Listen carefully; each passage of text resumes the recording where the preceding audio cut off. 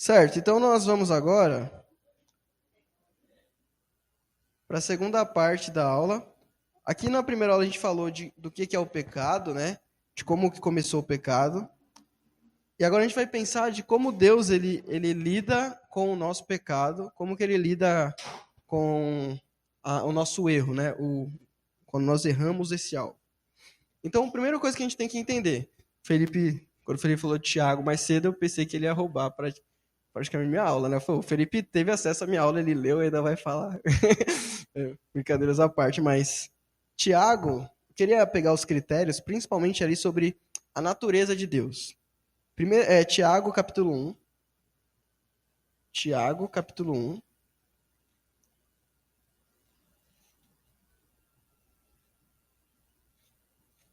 Tiago, capítulo 1, versículo 12 ao 18. A gente vai entender aqui que Deus ele não tem comunhão com coisas que vão contra a sua natureza.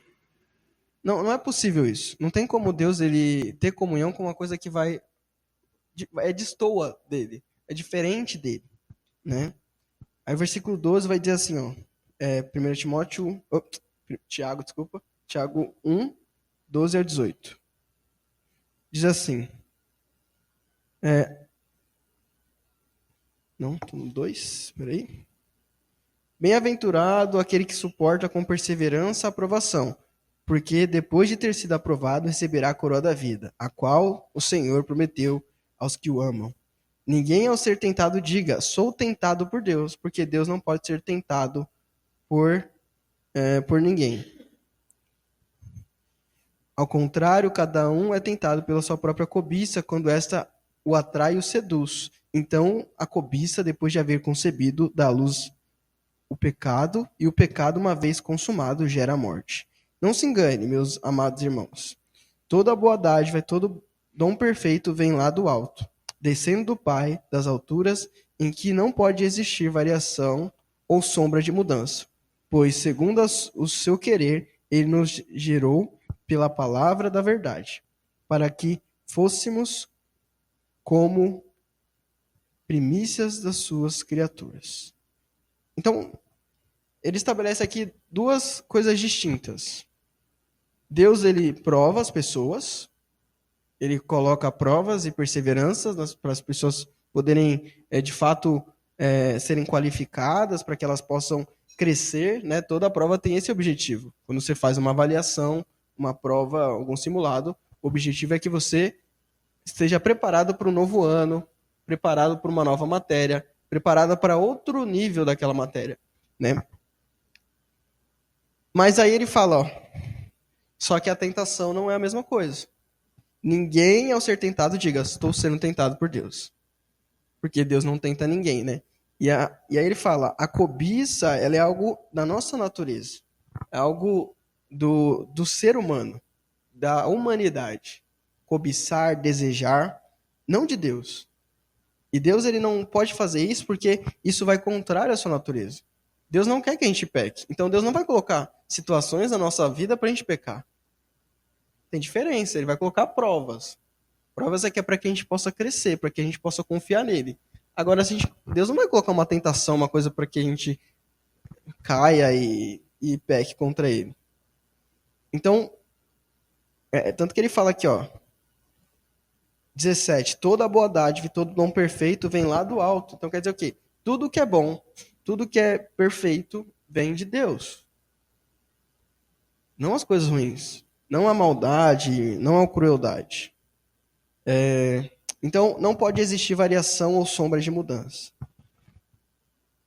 Então, Deus ele não tem comunhão e nem mesmo ele pode ser afetado por essas coisas. Não faz sentido.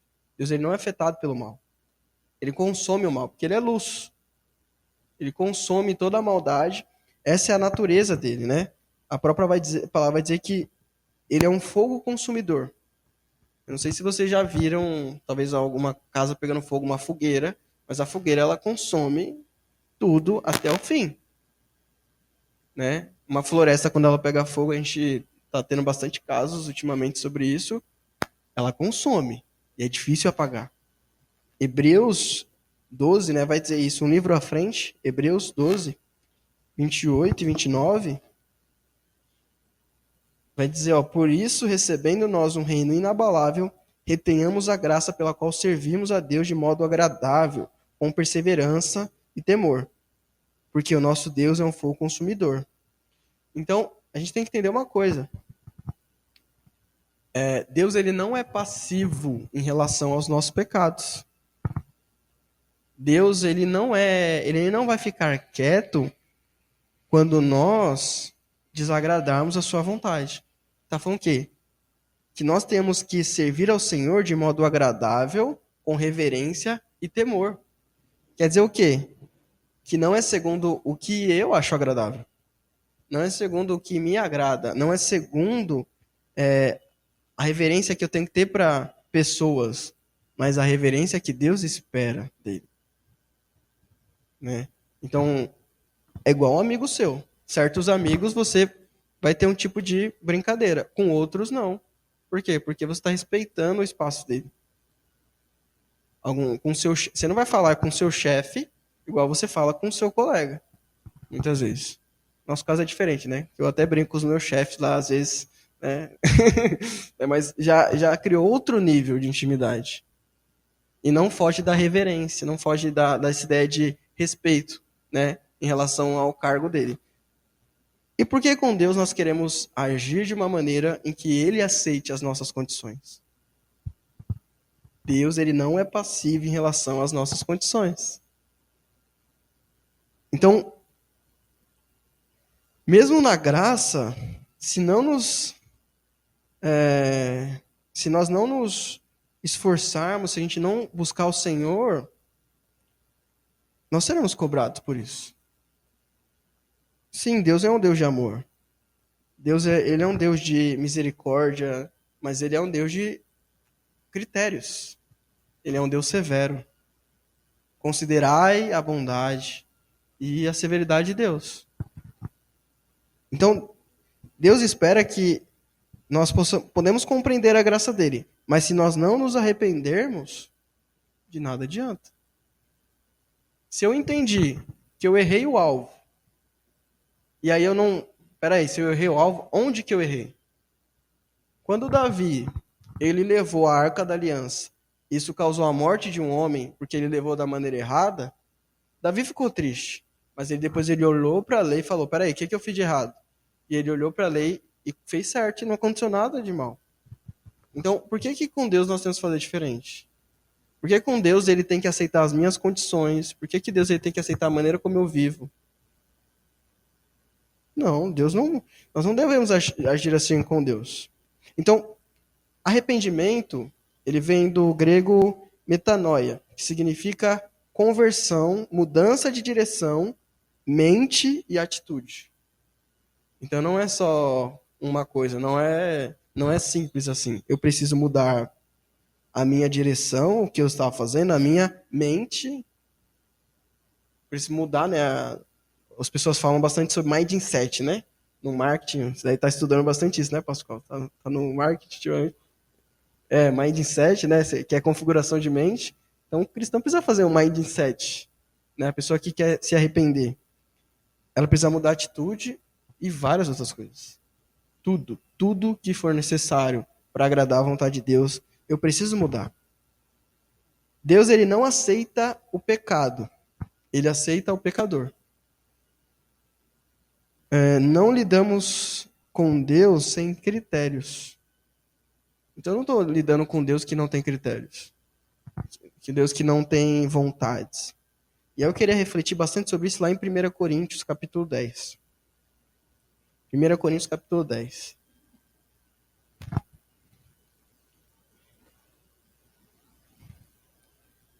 Não vamos ler esse texto inteiro, mas eu vou pegar alguns trechos aqui para a gente poder refletir. Caso você tenha interesse, leia em casa. Tem bastante. É muito, muito importante esse texto.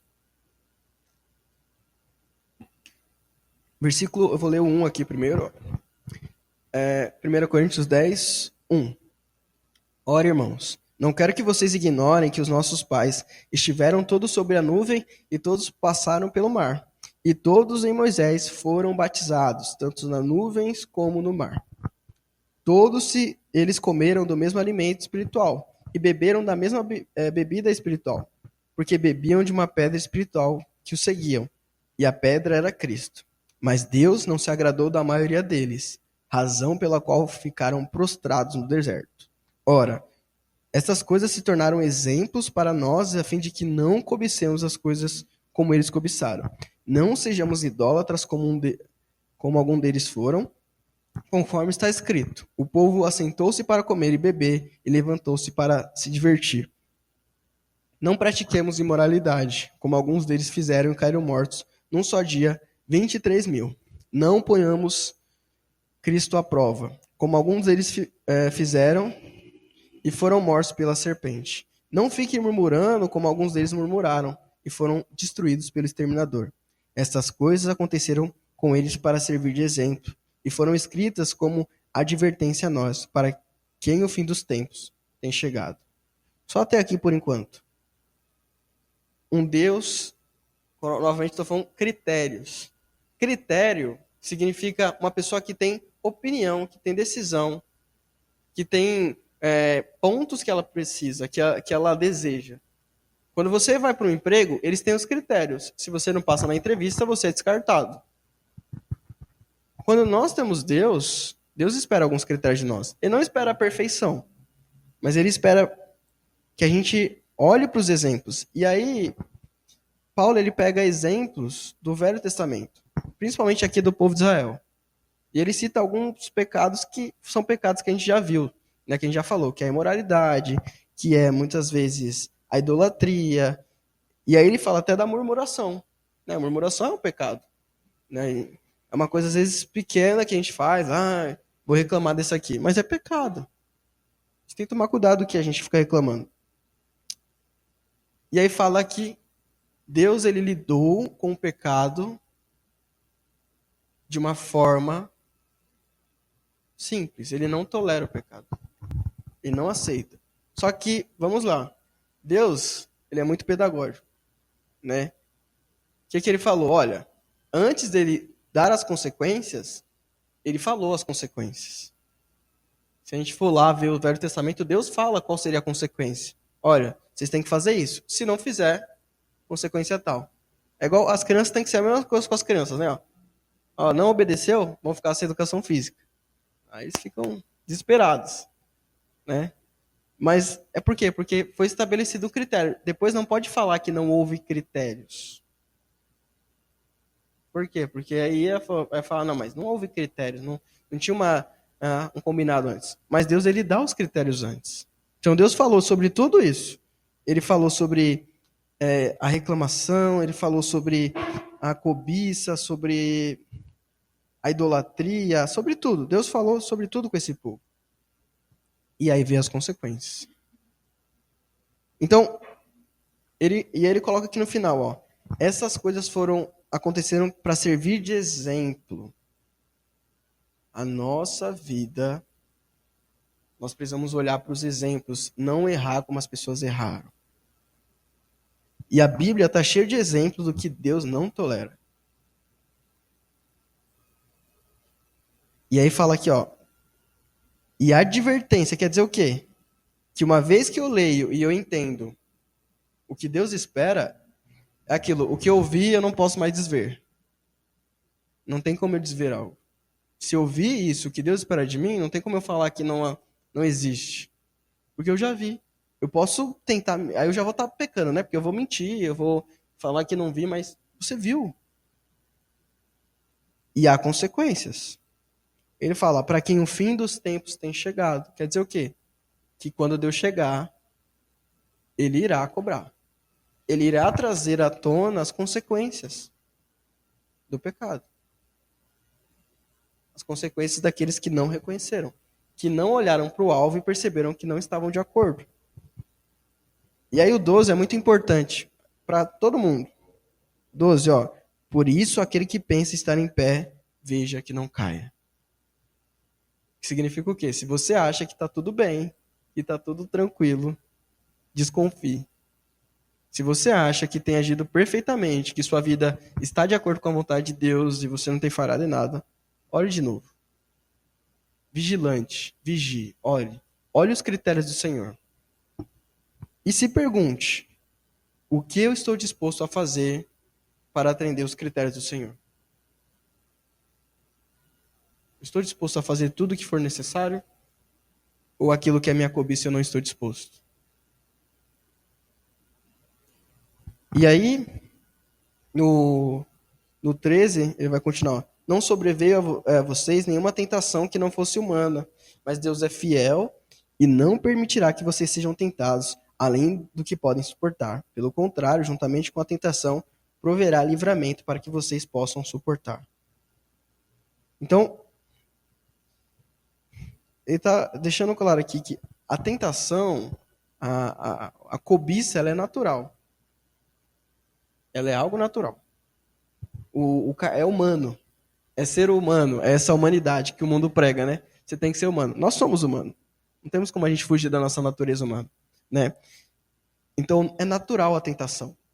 E o que Deus faz? O sobrenatural. Que Ele não permite que a gente seja tentado além das nossas forças. Esse é o sobrenatural de Deus. Ele faz algo além, né? E Ele ainda provém o livramento para que a gente possa suportar isso. Então, o pecado, ele nos afasta do Senhor. O pecado nos afasta do Senhor. O pecado, ele nos cega. Tem uma passagem em Isaías, lá no Velho Testamento, Isaías 59.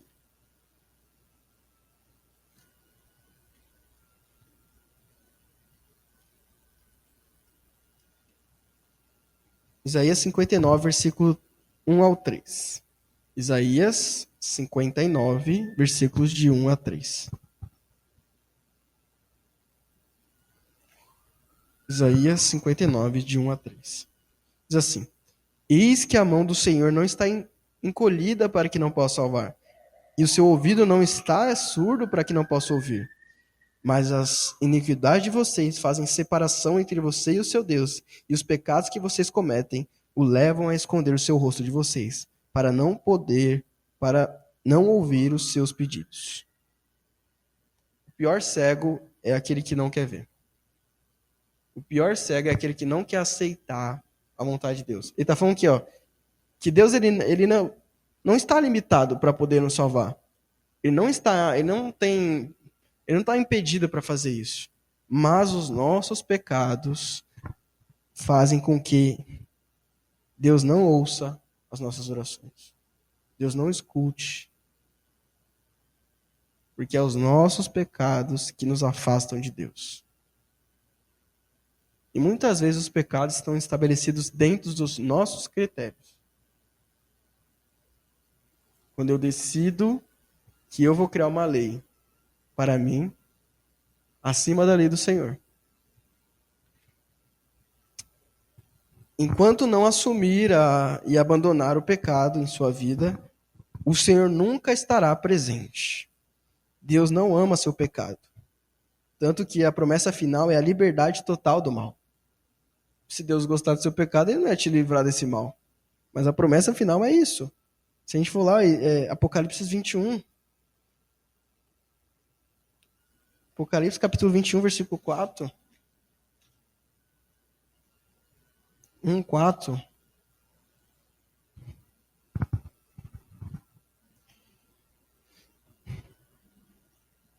E ele lhes enxugará dos olhos toda lágrima, já não haverá mais morte, nem haverá luto, nem pranto, nem dor, porque as primeiras coisas passaram.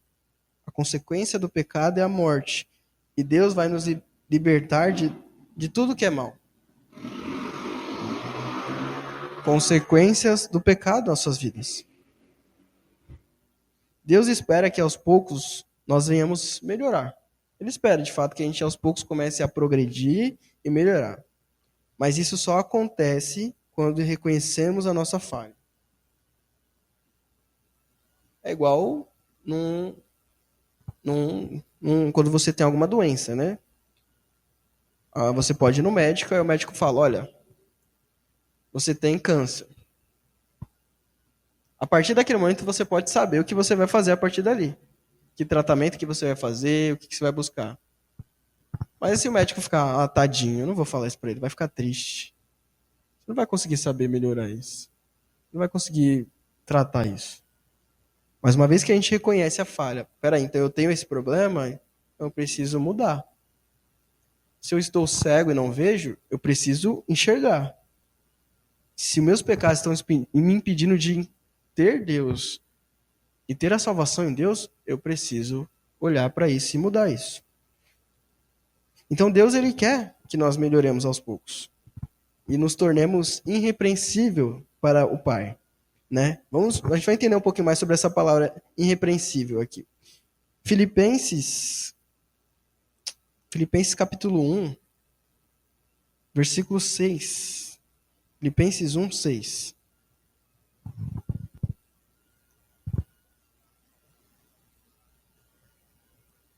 Filipenses capítulo 1, versículo 6. Diz assim: Eu estou certo de que aquele que começou boa obra em vocês há de completá-la até o dia de Cristo Jesus. Efésios capítulo 2. Efésios capítulo 2, versículo 8 e 9.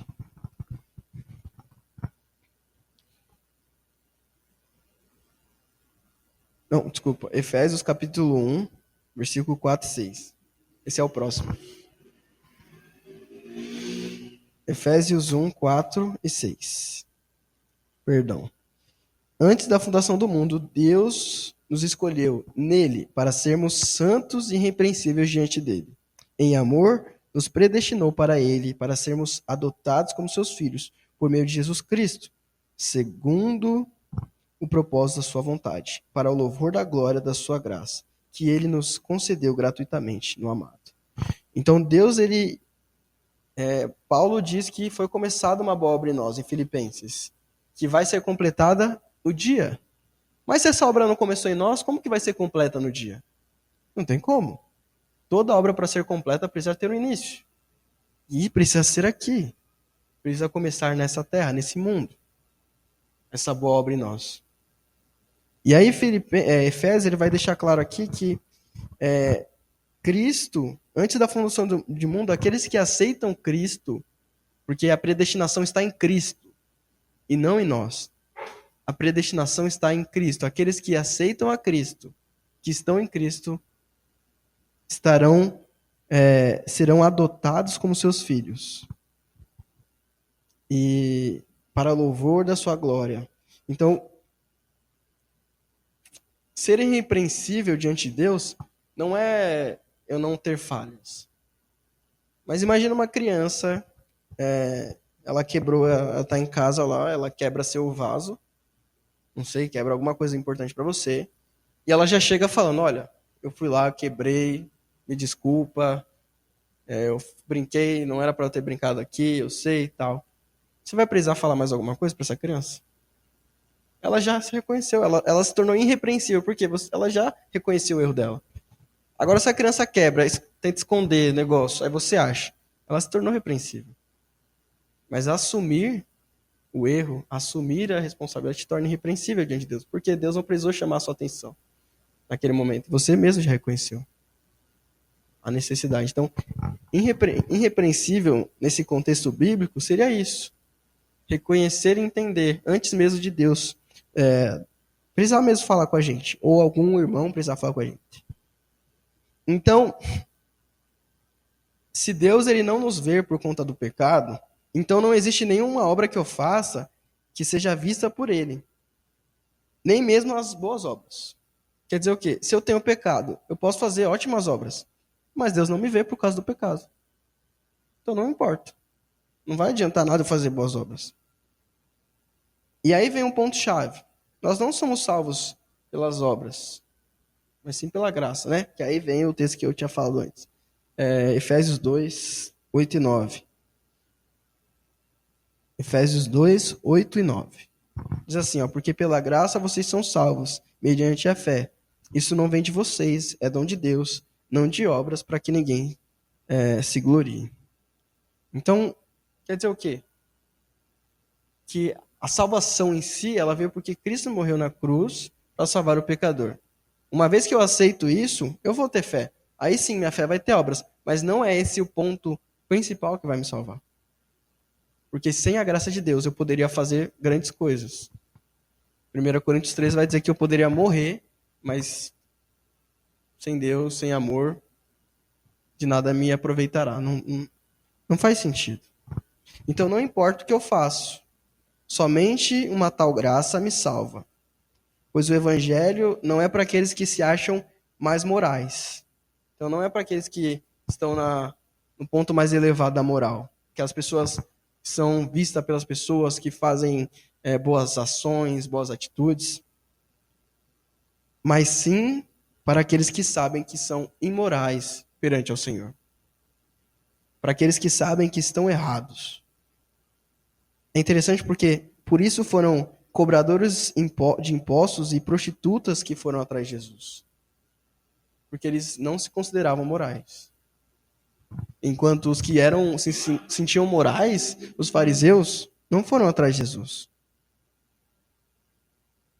Eles reconheceram de prontidão diante do Filho do Homem. Eles reconheceram que ele era o Messias.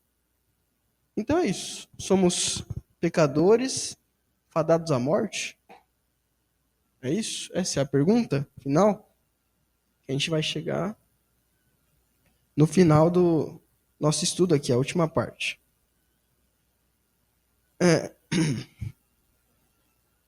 Tá, não importa, vamos seguir. Se estamos...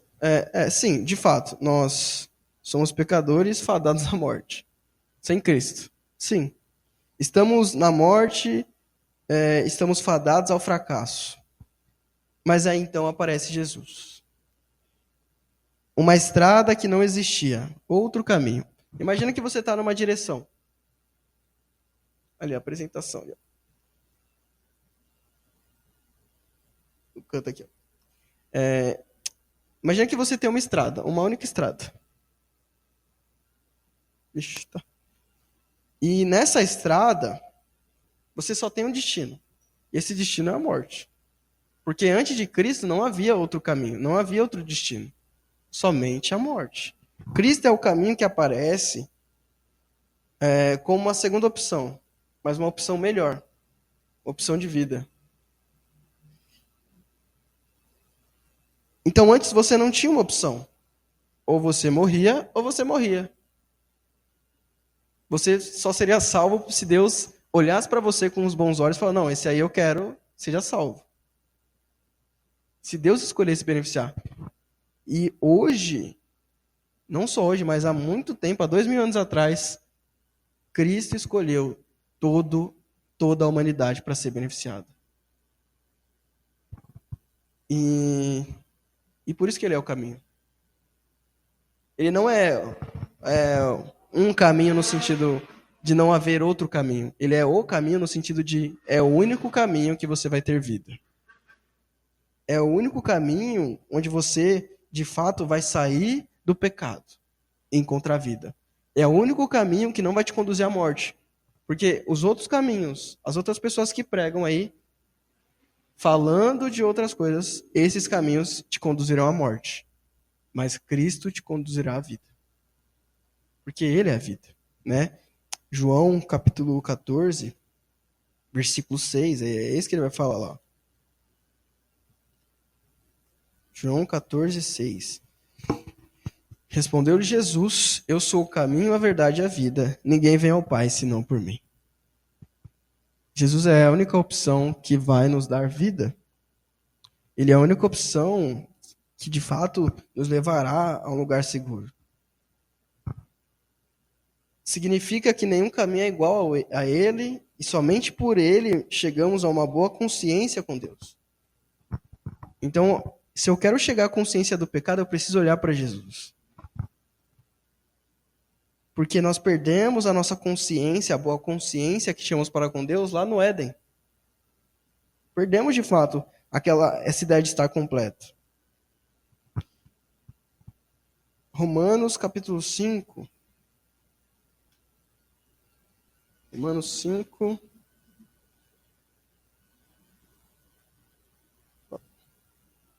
Romanos capítulo 5, versículo 12. Romanos 5, 12. Até o 21.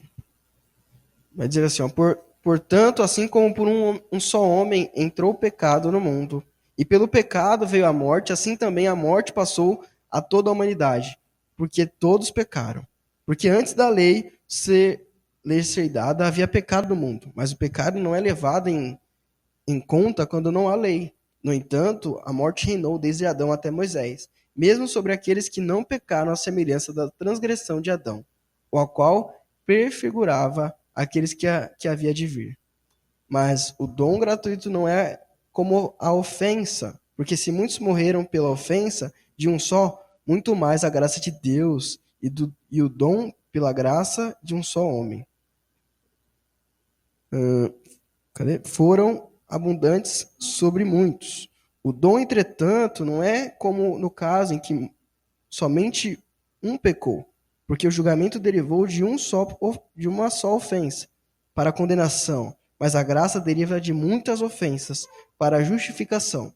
Se a morte reinou pela ofensa de um e por meio de um só, muito mais os que receberam a abundância da graça e o dom da justiça reinaram em vida, por meio de um só, a saber, Jesus Cristo.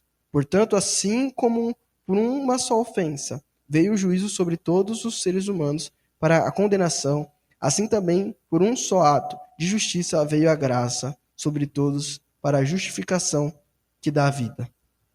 Porque, como pela desobediência de um só homem, muitos se tornaram pecadores, assim também, por meio da obediência de um só, muitos se tornarão justos. A lei veio para que aumentasse a ofensa, mas onde aumentou o pecado, aumentou muito mais ainda a graça, a fim de que, como o pecado reinou pela morte, assim também a graça reinasse pela justiça que conduz à vida eterna, por meio de Jesus Cristo, nosso Senhor.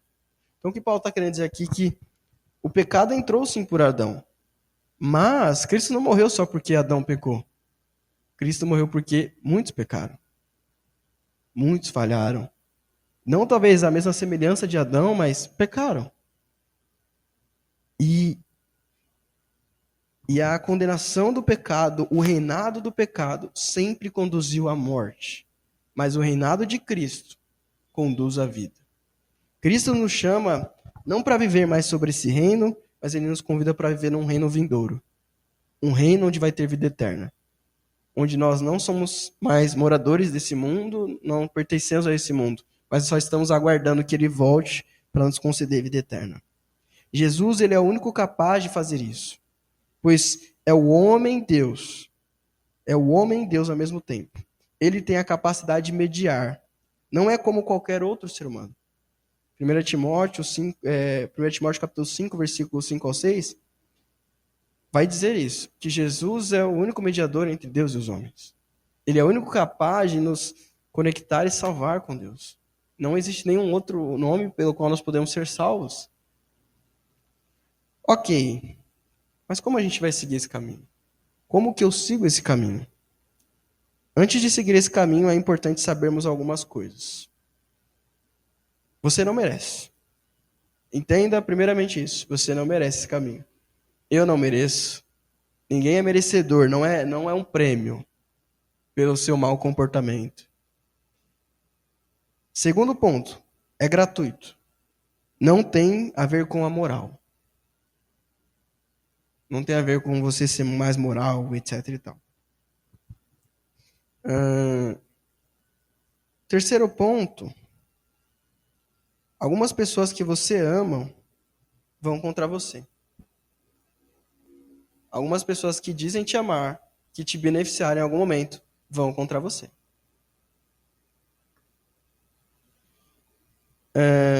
Agora que você entendeu esses 3 pontos, que é muito importante, há algo mais importante a esclarecer. Fé não é crer. Fé não é simplesmente acreditar. Fé é certeza e convicção. Hebreus 11:1 vai dizer isso, né? Que a fé é a certeza de coisas que se esperam e convicção de fatos que não se veem. E a fé, ela vem com obediência. E o que é certeza? Vamos fazer um...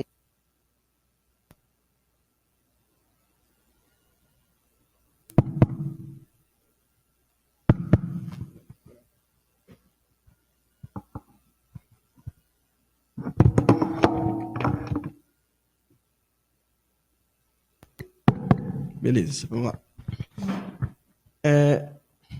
Imagina que você acredita que ir para academia, fazer exercício, vai te fazer bem. Os irmãos já estão cansados de ouvir isso aqui, eu falo isso aqui toda vez. Né? Você acredita nisso. Como que você tem certeza? Se você começa a ir na academia e você vai ver os resultados. Talvez você sempre vai viver olhando a ótica dos outros. Ah, eu acredito nisso. Mas você nunca vai ter certeza. A fé é certeza. Quer dizer o quê? Convicção de fatos. Quer dizer que eu vou atrás, que eu vou buscar o Senhor. E Deus, aos poucos, vai me dar prova do seu amor. E uma vez que eu tenho prova de Deus, que eu conheço o Senhor, eu entendo e eu obedeço à vontade dele. Por quê? Deus já me deu tantas provas de como ele é bom, de como ele cumpre o que ele promete, que não faz sentido para mim desobedecer a ele. Porque se ele me prometeu vida eterna, por que eu vou querer o oposto disso? A gente tem que tomar cuidado. Ah, não, Deus é... As pessoas falam, que Deus é esse, que é isso, que é aquilo de mim, né? Eu já ouvi pessoas falar, não, prefiro ir para o inferno. Não sabem o que estão falando. Porque quem vai para lá não deseja estar lá. Quem vai para lá não deseja estar lá porque é sofrimento. Então, essa obediência lhe gera uma ação. Mas lembra, nós não somos salvos pelas nossas atitudes. Não será salvo pela sua moral, e sim pelo sangue de Jesus. E aí a gente vai então a gente vem para o batismo. A palavra batismo, ela tem etimologia na raiz baptizem, que significa mergulhar, imergir, né? Afundar, né? De fato. O significado da palavra é esse. Né? Não estou falando sobre que as pessoas pregam e falam. Esse é o significado da palavra. É a origem da palavra. Representa o exato momento onde você reconhece o seu pecado. Coisa que Adão e Eva não fizeram. Então perceberam? O que nos conecta ao Deus é reescrever, é fazer diferente do que Adão e Eva fizeram quando Deus falou, olhou para eles e falou, olha, vocês fizeram isso, vocês pecaram, vocês desobedeceram. Então, o batismo é a primeira parte. Eles não fizeram isso. O batismo é o sepultamento da velha natureza e um apelo para uma boa consciência para com Deus. Isso significa que é necessário consciência e um apelo individual. E ninguém pode decidir isso por outro. 1 Pedro, capítulo 3, versículo 21. 1 Pedro 3, 21. Diz assim. Opa, gente, Thiago. 1 Pedro 3, 21. O batismo que corresponde a isso agora também salva vocês, não sendo a remoção de impureza do corpo, mas um apelo por uma boa consciência para com Deus, por meio da ressurreição de Jesus Cristo. Um apelo para uma boa consciência com Deus. É isso que nós estamos fazendo quando nós nos batizamos. Não um ato de obra, mas é um ato de obediência. Quem crer e for batizado será salvo. Quem, porém, não crer será condenado. Então, é uma sequência. Eu acredito, eu me batizo. O batismo não é apenas uma ação moral, né, mas, como falei, já é ação de obediência. Onde eu deixo claro que eu não consigo me salvar sozinho. Então, eu abro a porta para que o Senhor bata, que o Senhor está batendo há muito tempo, e Ele venha viver na minha vida. Jesus fala, eis que estou à porta e bato. Se você abrir a porta, eu vou entrar na sua casa e cearei com você. Mas se você quer a minha presença, você precisa estar dentro dos meus critérios. Entenda, Deus não precisa de nós. Nós precisamos de Deus. Ele é autossuficiente. Nós não somos. Então, que nós possamos todos os dias abrir as portas da nossa vida para o Senhor e apelar para uma boa consciência com Ele. Porque sem Deus, sem Jesus, nós não seremos salvos. Nós não teremos vida eterna. Estamos fadados ao fracasso. E sim, estaremos em pecado. E é isso. Que Deus abençoe a todos. Agradeço a presença de todos. Vamos. Temos um minuto aí, temos alguns minutos, mas vamos fazer o encerramento agora. Vou pedir para o Feliz Forte fazer a oração.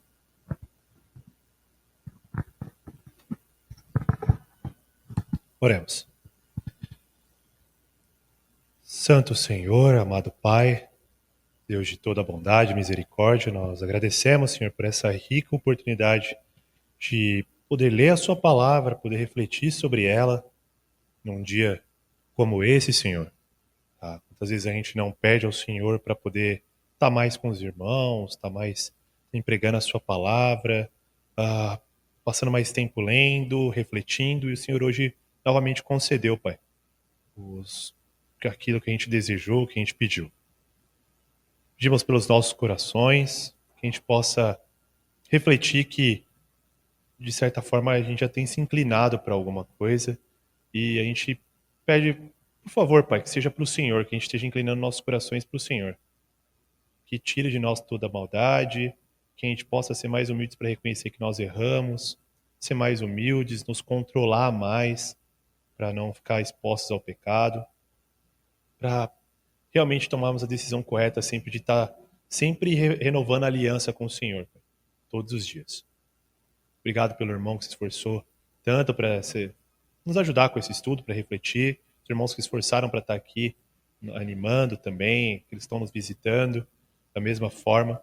Tudo isso vem para nos animar, para glorificar o Senhor e que a gente volte sempre mais forte para nossas casas nos dias que nós estivermos aqui. Obrigado, e em nome de seu Filho amado Cristo Jesus, que nós oramos e agradecemos. Amém.